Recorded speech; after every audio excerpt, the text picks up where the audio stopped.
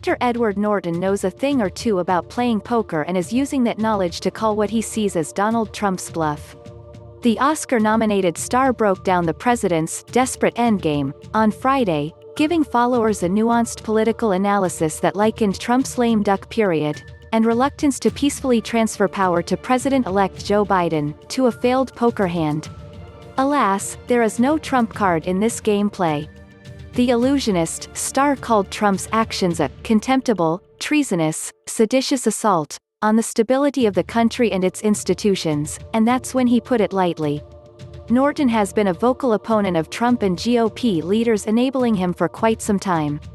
He's also an active proponent of Democratic candidates in the decisive Georgia runoff elections to determine party majority in the U.S. Senate.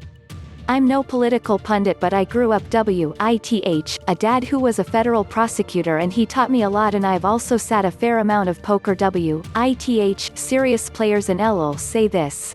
I do not think Trump is trying to make his base happy, or laying the groundwork for his own network, or that chaos is what he loves, Norton said in series of tweets Friday morning.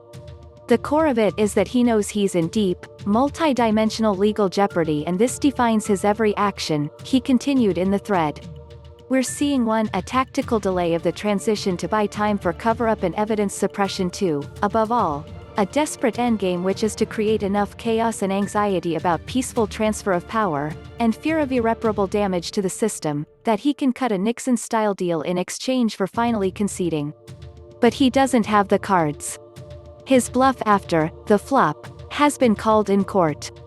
The Rounders star, who's played in several poker tournaments, broke down Trump's flop, and what he also considers to be the outgoing president's turn and river cards. Hey have to be called, Norton wrote. We cannot let this mobster bully the USA into a deal to save his ass by threatening our democracy. That is his play.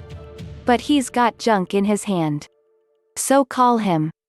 The American History X actor wasn't above name calling the 45th U president. Some choice words were whiny, sulky, petulant, grinchy, vindictive, and accused him of throwing a wicked pout fest and trying to give a tiny hand middle finger to the whole country for pure spite, without a single thought for the dead and dying. He continued to break down Trump's actions as an effort to leverage to trade for a safe exit. Call his bluff, Norton tweeted.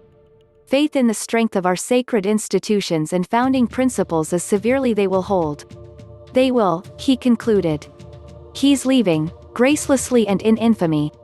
But if we trade for it, give him some brokered settlement, we'll be vulnerable to his return.